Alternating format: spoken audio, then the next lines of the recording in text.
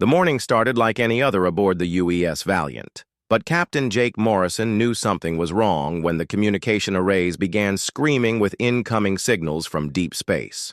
He walked quickly through the metal corridors of his ship, his boots clicking against the deck plates as crew members rushed past him carrying data tablets and looking worried. The smell of recycled air mixed with the faint odor of burned electronics told him the communication systems were working overtime. Admiral Lisa Carter stood in the command center of Luna Command, staring at the massive screens that showed dots of light moving through space toward Earth. She had gray hair pulled back, tight, and eyes that had seen too many battles, but nothing like this. The dots on the screen represented ships bigger than anything humans had ever built, and there were hundreds of them moving in perfect formation like a school of deadly fish swimming through the black ocean of space. Jake reached the bridge of his ship and saw his crew looking at him with questions in their eyes. Lieutenant Commander Alex Hayes turned from her station with a face pale as moonlight and said the words that would change everything for humanity. The alien ships had sent a message, and it was not the friendly greeting that science fiction movies had promised. The message was simple and cold as winter: surrender or die. Dr. Ben Rodriguez worked in his laboratory deep inside Luna Command, surrounded by machines that hummed and sparked with experimental energy. He was a thin man with dark hair and hands that always seemed to be moving, touching controls and adjusting settings on equipment that most people could not understand. His quantum manipulation project had been theoretical until yesterday, but now it might be the only thing standing between humanity and extinction. The aliens had given them 30 days, which seemed generous until Ben realized how little time that really was, to prepare for war against beings who had traveled between stars for thousands of years. Colonel Amy Patterson stood in a room filled with maps and communication equipment, talking quietly with men and women who had volunteered to fight, even though they knew the odds were against them. She was a soldier who had never backed down from a fight, and she was not about to start. Now, the resistance cells she was organizing across human colonies were small and had few weapons, but they had something the aliens might not understand: the stubborn refusal to kneel that seemed to burn in every human heart. High Counselor Zethkar of the Valdani Empire looked at the reports from his scouts with something that might have been amusement if his reptilian face could show such emotion. The humans had only been traveling between stars for a few short years, barely long enough to establish 3 small colonies beyond their home world. Their ships were crude metal boxes held together with primitive technology, and their weapons were simple explosives that could barely scratch the hull of a hegemony scout ship. Yet something about their initial response puzzled him. Most species begged for mercy or tried to negotiate when faced with the might of the galactic hegemony, but the humans had simply asked for time to prepare their answer. President Helen Brooks sat in her office on Earth, looking out at the blue sky that had sheltered humanity for millions of years and might soon be filled with alien weapons. The Earth Council was meeting every hour, and the arguments grew louder each time. Some wanted to surrender immediately and hope for merciful treatment, while others spoke of fighting against impossible odds. Helen had read the reports about the alien fleet, and she knew that humanity had no chance in a straight fight, but something deep inside her rebelled against the idea of giving up without trying. The alien ultimatum was broadcast to every human settlement and every ship in space. The message was translated into perfect English by machines that understood human language better than most humans did. The galactic hegemony had ruled the galaxy for 10,000 years, bringing order and peace to hundreds of species. Humanity would be given the honor of joining this great civilization as a junior member, which meant giving up their military, their advanced technology, and their independence. They would be protected and guided by their betters, who had evolved beyond the primitive urges for war and competition that still drove younger species like humans. Jake Morrison read the message 3 times before he understood what it really meant. The aliens were not offering partnership or friendship. They were demanding slavery dressed up in polite words. The hegemony wanted humans to become pets or farm animals, kept alive as long as they were useful and obedient. He thought about his daughter back on Earth, who was just starting school and dreamed of becoming a pilot like her father. He thought about all the children who would grow up in cages if humanity accepted this offer. The quantum laboratory hummed with new energy as Ben Rodriguez pushed his experimental technology beyond safe limits. The readings on his screens showed power levels that made his assistants nervous, but Ben knew they were running out of time. If humanity chose to fight, they would need weapons that could hurt ships protected by energy shields and armor stronger than anything humans had ever built. His quantum disruption field might work, but it was untested and dangerous to the people using it. Amy Patterson received reports from every human colony about volunteers joining the resistance. Farmers and miners, teachers and engineers, people who had never held weapons were learning to fight because they could not bear the thought of their children living as slaves. The alien ships moved closer to human space with each passing day, and Amy knew that 30 days would pass faster than anyone hoped. The days passed like water through cupped hands, and humanity found itself torn between hope and fear. President Helen Brooks called emergency sessions with the Earth Council every morning, and each meeting brought more arguments and fewer solutions. Half the council members wanted to send a message of surrender to the aliens, believing that cooperation would earn them better treatment. The other half spoke of fighting, even though the military reports made it clear that human weapons were like throwing rocks at armored vehicles.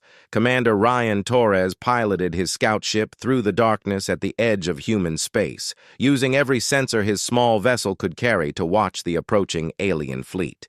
What he found made his blood run cold like winter rivers. The enemy ships stretched across space in formations that seemed to go on forever, each vessel larger than the biggest human warship and covered with weapon systems that glowed with deadly energy. Ryan counted over 10,000 ships in the alien fleet, and his instruments detected power readings that suggested these were not even their main battle units. Dr. Ben Rodriguez worked 18 hours each day in his laboratory, pushing himself and his team beyond the limits of human endurance.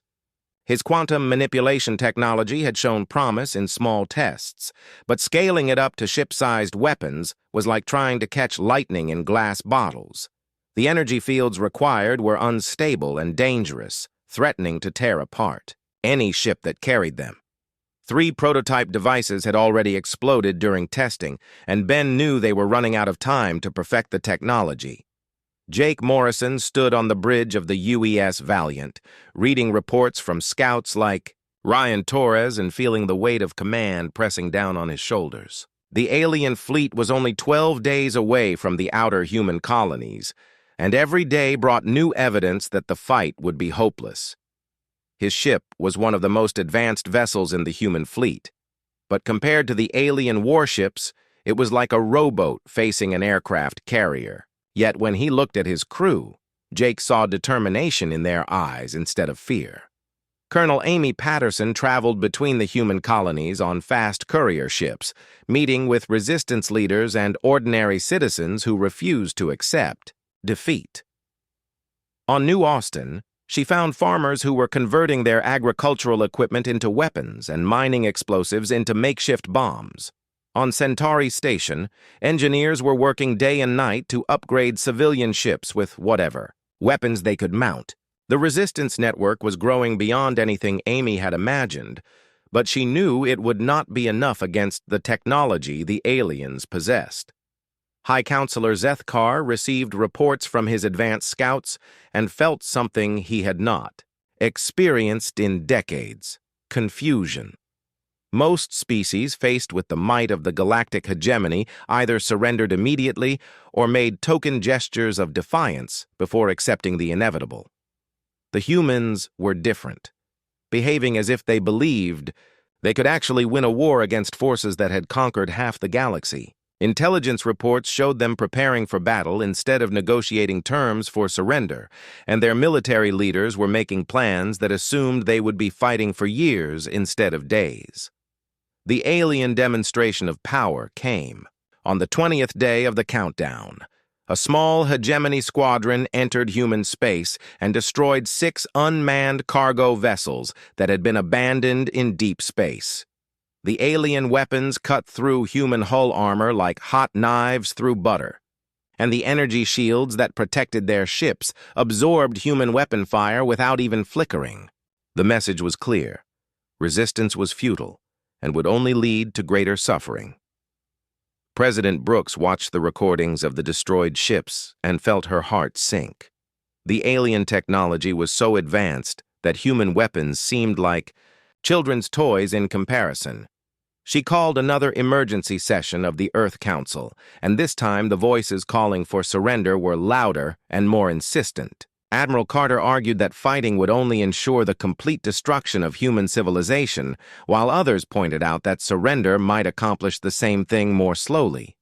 Ben Rodriguez made his breakthrough on the 22nd day when his quantum field generators finally produced a stable disruption pattern that could interfere with alien energy shields. The prototype weapon was crude and dangerous, requiring massive amounts of power and threatening to overload any ship that carried it. But when tested against captured alien technology acquired from crashed scout drones, the quantum field caused complete system failures in the enemy equipment. Lieutenant Chris Murphy was 23 years old and had joined the Space Force because he dreamed of exploring new worlds and meeting alien civilizations.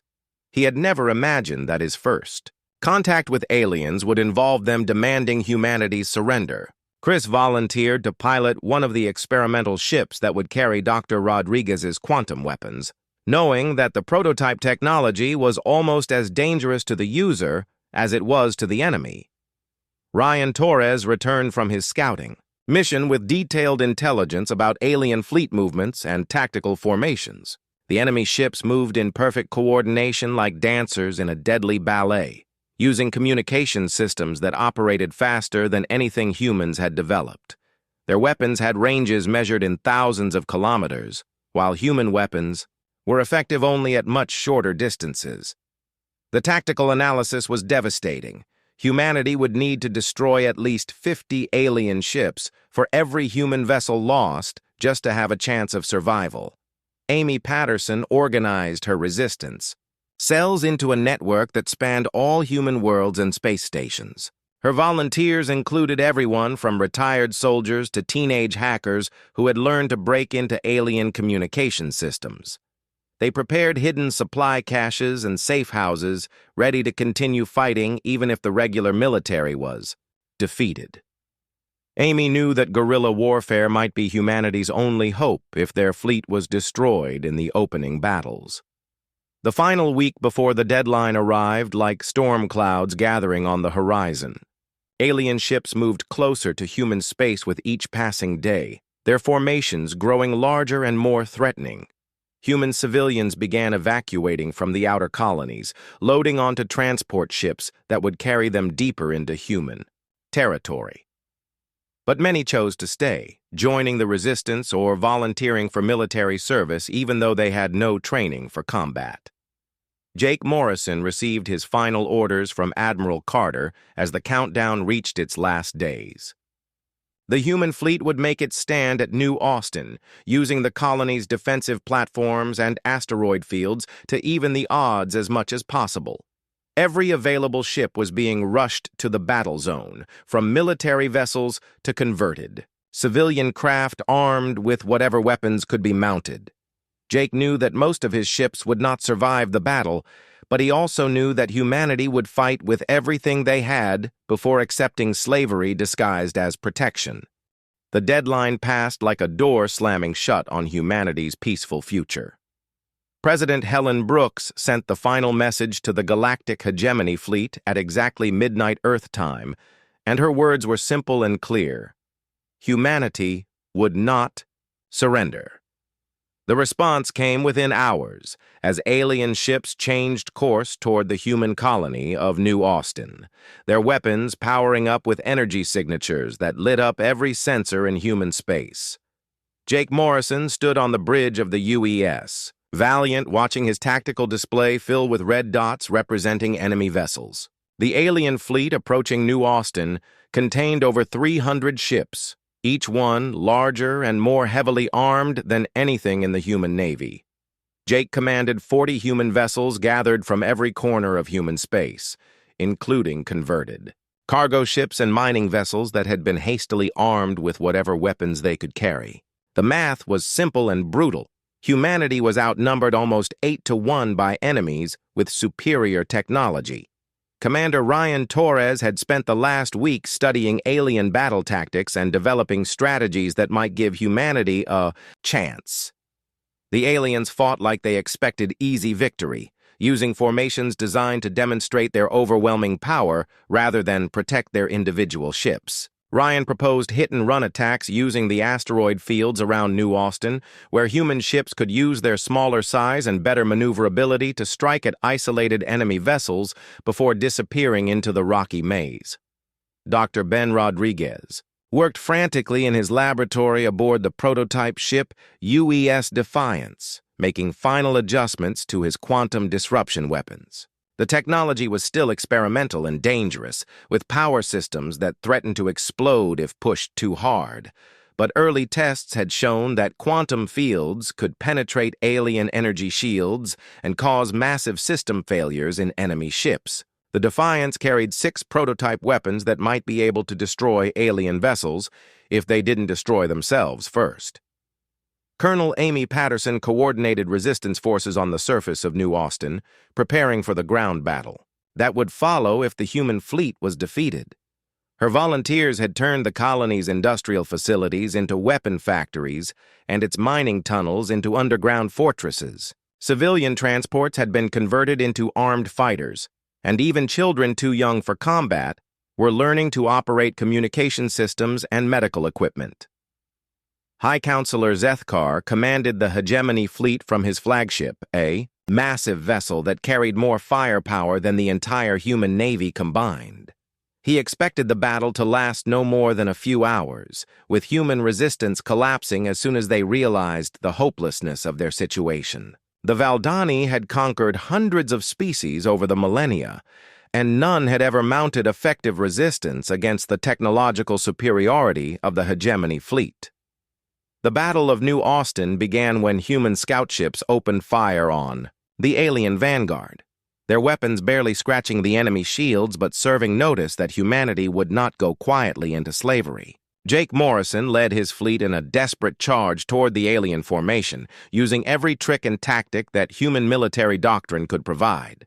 The alien response was swift and devastating, with energy beams that could vaporize human ships in seconds and missile swarms that overwhelmed defensive systems.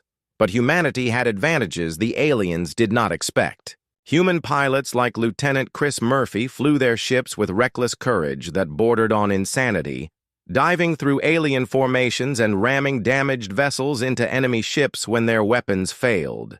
The asteroid fields around New Austin became a maze of deadly hide-and-seek, where human ships would emerge from behind rocks to fire at alien vessels before disappearing again into the shadows. Ryan Torres led a squadron of converted mining ships in attacks on alien supply vessels, using industrial cutting lasers and mining charges as improvised weapons. The aliens had not expected to face enemies who would use cargo haulers as suicide bombers or turn construction equipment into instruments of war.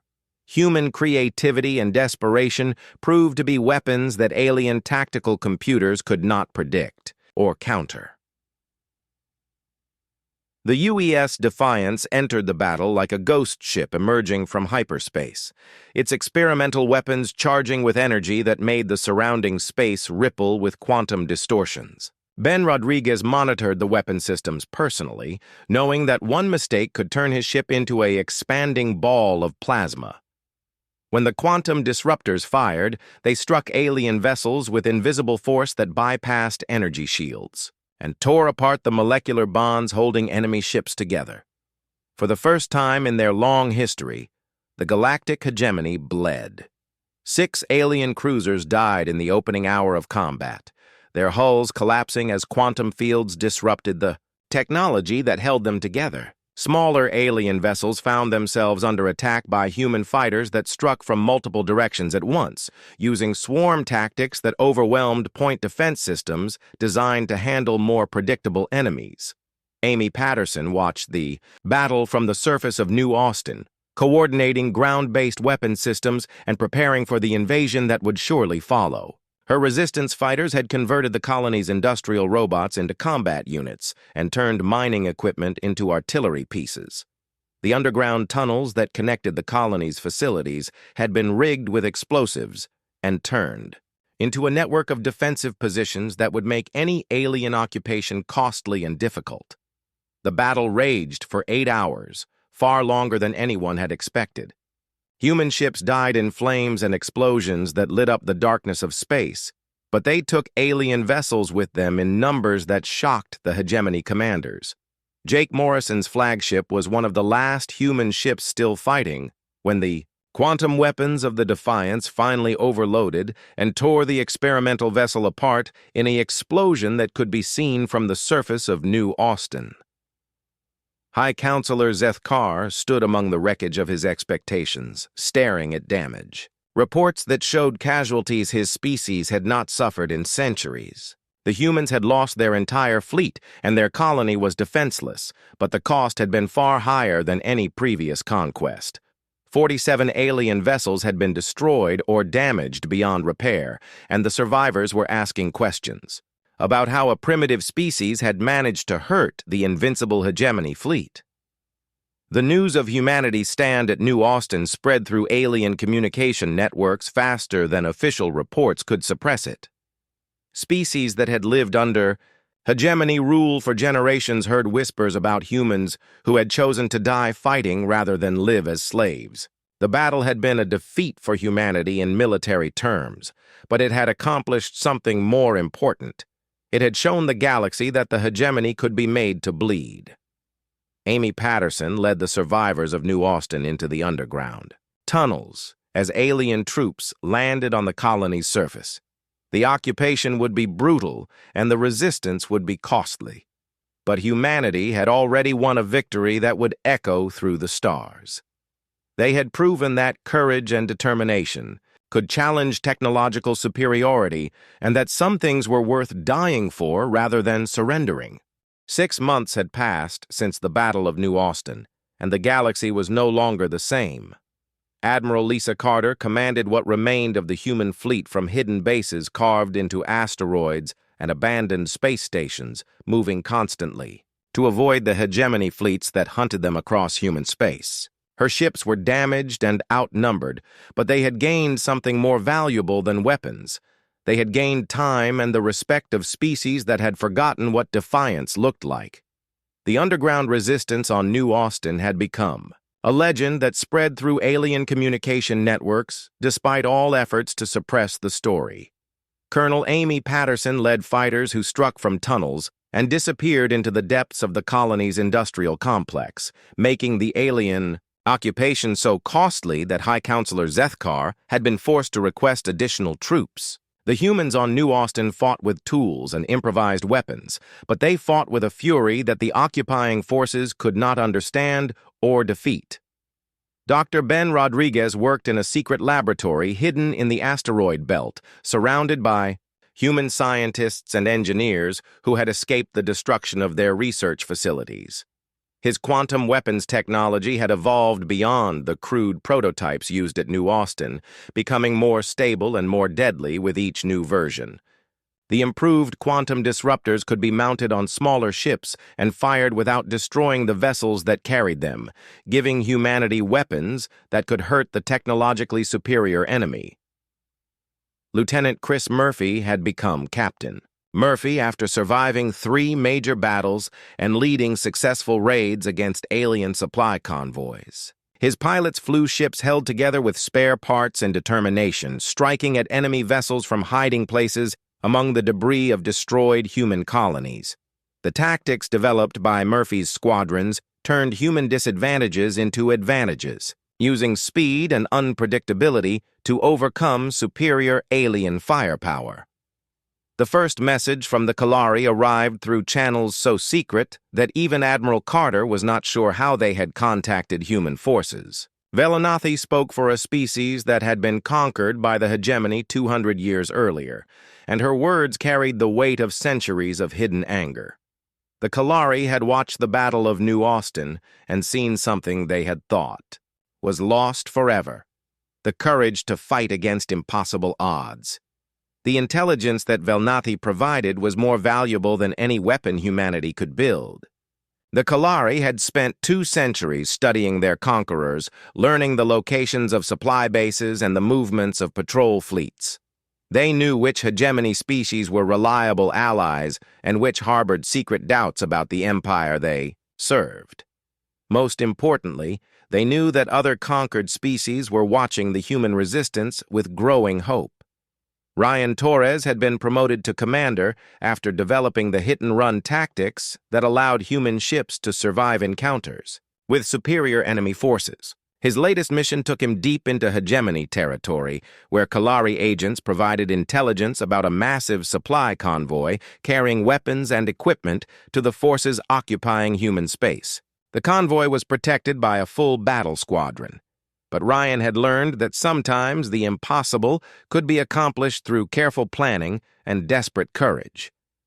President Helen Brooks governed what remained of free humanity from a mobile command center that moved between hidden bases, trying to maintain civilian morale while coordinating military operations. The Earth Council had been reduced to 12 members, and half of them were participating by encrypted communication from occupied territories. Helen knew that humanity was losing the war in conventional terms. But reports from across the galaxy suggested that victory might be measured in ways the hegemony did not understand. The Battle of the Centauri Nebula became the first major human victory when Ryan Torres led a combined force of human ships and Kalari saboteurs against the supply convoy. The attack began when Kalari agents disabled the convoy's escort vessels from within, allowing human fighters to strike at the vulnerable supply ships. Dr. Rodriguez's improved quantum weapons tore through alien hulls, while Captain Murphy's pilots prevented any enemy ships from escaping to report the attack.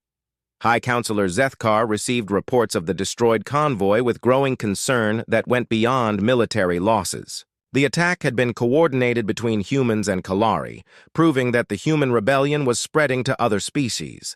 Intelligence reports suggested that similar cooperation was developing with the aquatic Narathi and the crystalline Zafari, species that had been model subjects of the hegemony for centuries.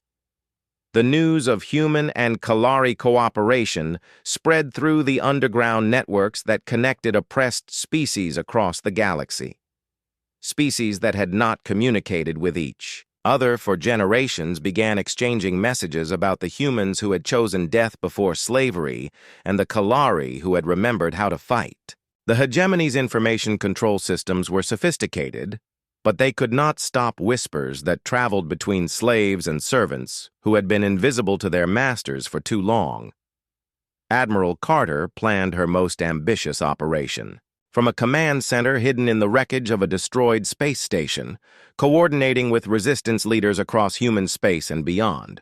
The plan required perfect timing and desperate courage, but it offered humanity's best chance to turn their defensive war into something that might actually threaten the hegemony's control of the galaxy. The target was a hegemony fortress world that served as a regional command center, protected by defenses that had never been successfully attacked. Amy Patterson emerged from the tunnels of New Austin to coordinate with other resistance cells that had developed on human worlds throughout the occupied territories. Her network had grown beyond anything she had imagined, including not only human fighters, but alien sympathizers who provided intelligence and supplies. The resistance was becoming something larger than a human rebellion. It was becoming a galactic movement that threatened the foundations of hegemony control. The quantum weapons technology that Ben Rodriguez had perfected was now being adapted for use by Kalari ships and other alien vessels that had joined the growing alliance. Human innovation, combined with alien knowledge, created hybrid technologies that surpassed anything either species could develop alone. The improved weapons could disrupt hegemony shields and armor, finally giving the rebels tools that could match their enemies' advantages. Captain Murphy's fighter squadrons had evolved into a mixed force of human and alien pilots who flew together, as if they had trained for years instead of months. The cultural differences that should have made cooperation impossible were overcome by shared hatred of oppression and shared respect for courage. Human recklessness combined with alien tactical knowledge created fighting units that hegemony commanders could not predict or counter. The fortress world of Kepler Prime had never been attacked in the 3,000 years since its construction, protected by orbital defenses and energy shields that could stop entire fleets. Admiral Carter's plan required simultaneous strikes by human ships, Kalari infiltrators, and rebel forces from a dozen different species. The attack would either break the hegemony's belief in their invincibility or destroy the alliance that had grown from humanity's refusal to surrender. Ryan Torres led the space-based assault, while Amy Patterson coordinated ground operations that would disable the fortress world's defensive systems. The battle would test everything that humans had learned about fighting superior enemies and everything that their alien allies had contributed to the growing rebellion. Success would prove that the hegemony could be defeated. Failure would end humanity's defiance and crush the hope that had begun to spread through oppressed species across the galaxy. The galaxy burned with the fires of rebellion as species after species rose against their hegemony masters. What had begun as humanity's desperate stand at New Austin had become a wildfire of revolution that consumed worlds from the galactic core to the outer rim territories. The Kalari rebellion spread across their home systems, while the aquatic Narathi seized control of their underwater cities, and the crystalline Zafari shattered their prison worlds with resonant frequencies that turned hegemony weapons against themselves. President Helen Brooks found herself leading something she had never imagined, the Free Species Alliance that represented over 20 different races united in their hatred of oppression. The Alliance headquarters moved constantly between hidden bases and rebel-controlled worlds, but its influence spread through communication networks that connected freedom fighters across thousands of star systems. Helen had aged years in the months since humanity's first contact with the hegemony, but her voice still carried the defiance that had inspired a galaxy to remember what freedom meant. Admiral Lisa Carter commanded the largest fleet in human history, but most of her ships were crewed by aliens who had never seen Earth or spoken to a human before joining the rebellion. Kalari fighters flew alongside human pilots, while Narathi submarines provided underwater support and Zafari crystal ships sang with harmonics that could disrupt enemy communication systems. The Alliance fleet was a mixture of technologies and fighting styles that should have been impossible to coordinate, but desperation and shared purpose made cooperation work where logic said it could not. Commander Ryan Torres had become the Alliance's expert on combined operations, developing tactics that used each species' strengths to overcome hegemony advantages. His strike forces included human pilots who would ram enemy ships without hesitation, Kalari infiltrators who could sabotage enemy systems from within, and Narathi warriors who could fight in environments where other species would die. The diversity that the hegemony had tried to suppress had become a weapon that their rigid military doctrine could not counter. Dr. Ben Rodriguez worked with alien scientists whose names he could barely pronounce, but whose dedication matched his own. The quantum weapons that had started as crude human experiments had evolved into sophisticated systems that incorporated Kalari stealth technology, Narathi environmental adaptation, and Zafari harmonic resonance. The hybrid weapons could adapt to different enemy defenses and coordinate their attacks through quantum entanglement that operated faster than any communication system the hegemony possessed. Captain Chris Murphy led fighter squadrons that included pilots from 8 different species, each bringing their own advantages to the Alliance cause. Human pilots provided reckless courage that inspired others to attempt impossible maneuvers, while alien pilots contributed precision and discipline that turned desperate attacks into surgical strikes. The mixed squadrons had developed their own culture that combined the best aspects of each species while discarding the limitations that had made them vulnerable to conquest. High Counselor Zethkar faced reports of rebellion on 47 worlds and growing resistance on hundreds more. The Valdani Empire that had ruled the galaxy for millennia suddenly found itself fighting enemies who learned from each other and adapted their tactics faster than hegemony responses could evolve.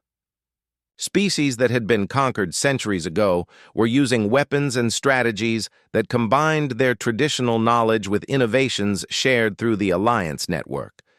The decisive campaign began with simultaneous attacks on hegemony strongholds across the galaxy, coordinated through quantum communication systems that the enemy could not intercept or jam. Alliance forces struck at military bases, supply depots, and communication centers, while resistance movements on occupied worlds sabotaged infrastructure and liberated prison camps.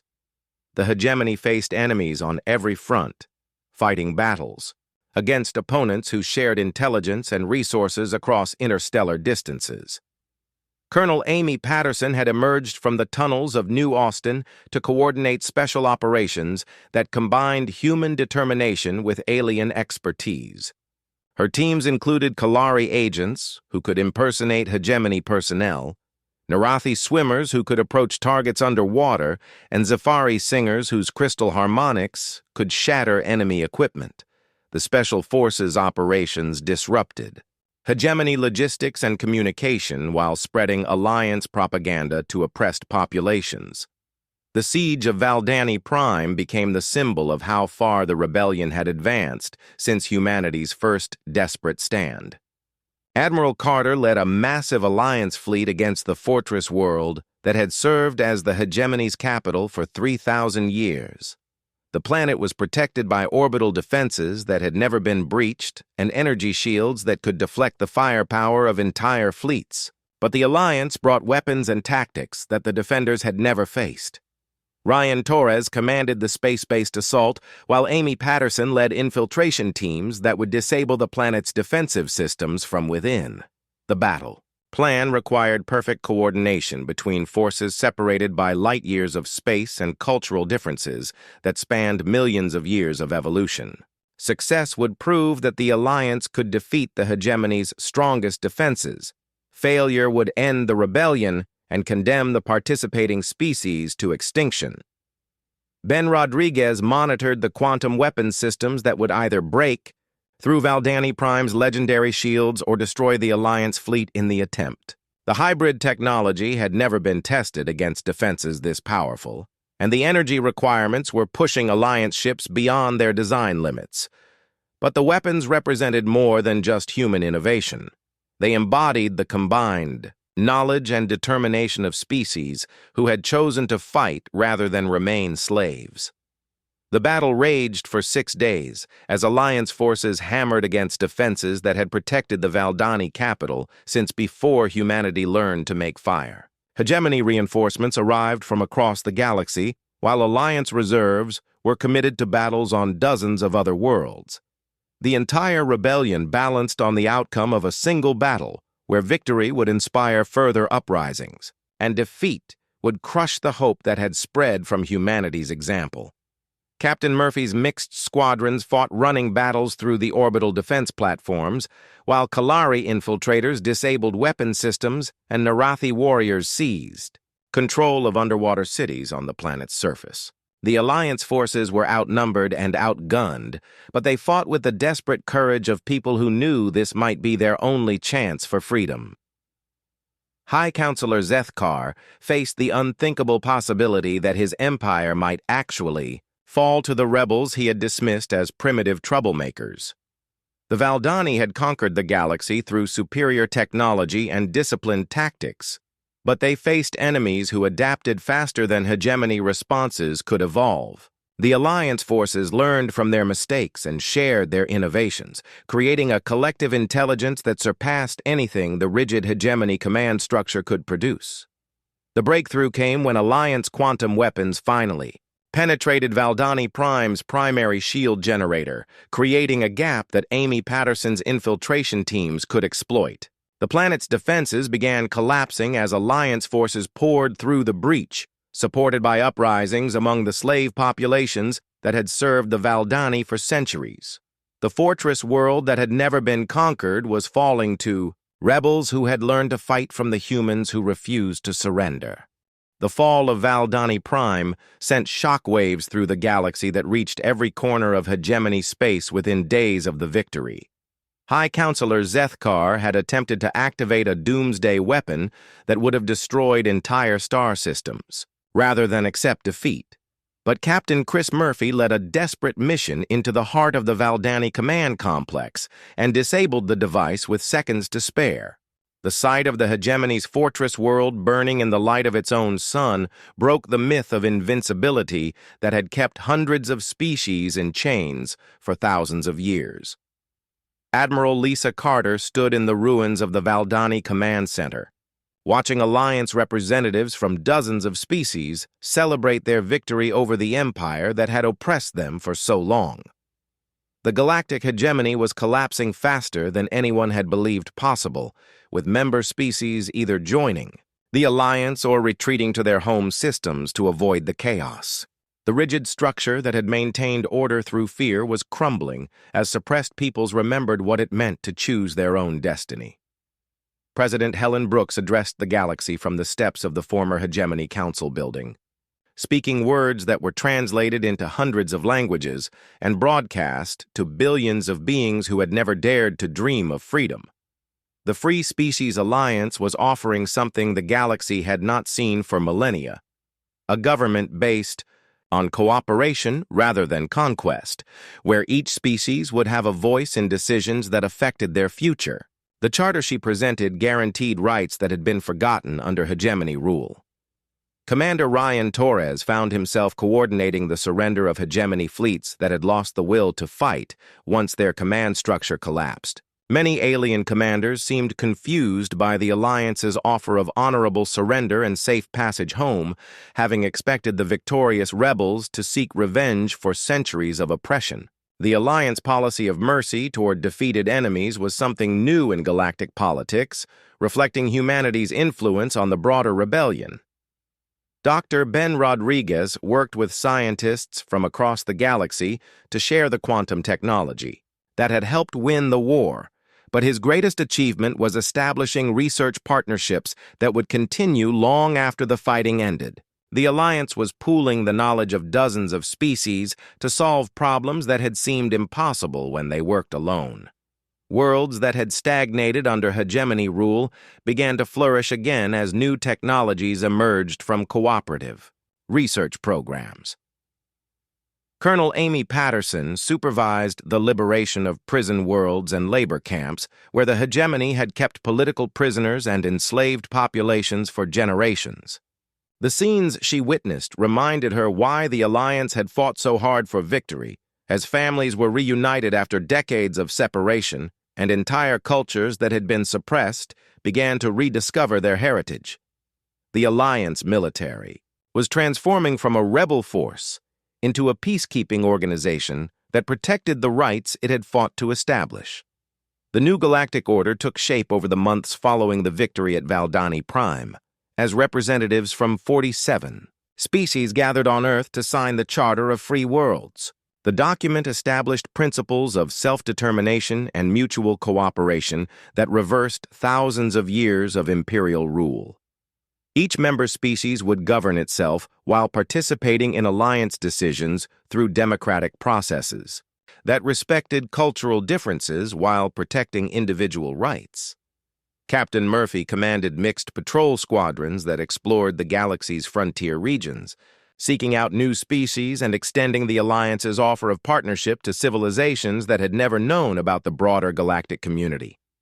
His ships carried diplomats and scientists rather than weapons, reflecting the Alliance's commitment to expansion through invitation rather than conquest. The quantum wake trails left by his vessels served as beacons of hope for species that had hidden from the hegemony for centuries. Admiral Carter became Supreme Commander of the Alliance Defense Fleet, overseeing military forces whose primary mission was protecting member worlds from the pirates and warlords who had emerged in the chaos following the hegemony's collapse. The Alliance military was designed to be defensive rather than aggressive, with strict limitations on its power and constant oversight by civilian governments. The fleet that had won the war was being transformed into an organization dedicated to preserving the peace. Helen Brooks aged gracefully into her role as the first president of the Free Species Alliance, watching human children play with alien friends in parks that had once been battlefields. The Earth that had faced extinction less than 2 years earlier had become the symbolic heart of a galactic civilization based on cooperation and mutual respect. The blue world that had sheltered humanity's evolution was now home to representatives from across the galaxy. Ryan Torres established the Alliance Military Academy on Luna, where officers from dozens of species learned the tactics and principles that had won the war against the hegemony. The Academy's motto reflected humanity's contribution to galactic civilization: victory through unity, strength through diversity. Students learned not just how to fight, but why freedom was worth defending, carrying those lessons back to their home worlds as they graduated. Ben Rodriguez founded the Alliance Institute for Cooperative Research, where scientists from across the galaxy worked together on projects that would have been impossible for any single species to accomplish. The quantum technologies that had started as weapons were being adapted for peaceful purposes, enabling faster communication between distant worlds and more efficient energy production. The Institute became a symbol of what different species could accomplish when they shared knowledge instead of hoarding it. Amy Patterson trained the next generation of Alliance Special Forces, teaching soldiers from dozens of worlds the skills and principles that had made the rebellion successful. Her students learned that true strength came not from superior weapons or technology, but from the courage to stand up for what was right and the wisdom to work together despite their differences. The elite units she trained would serve as guardians of the Alliance's values across the galaxy. Chris Murphy led exploration missions to the galaxy's edge, where unknown dangers and opportunities waited beyond the borders of mapped space. His mixed squadron served as ambassadors and protectors for the Alliance, carrying the message of freedom to species that had never heard of Earth or the rebellion that had changed everything. The quantum trails left by his ships created a network of light that connected the Alliance worlds like neurons in a vast brain.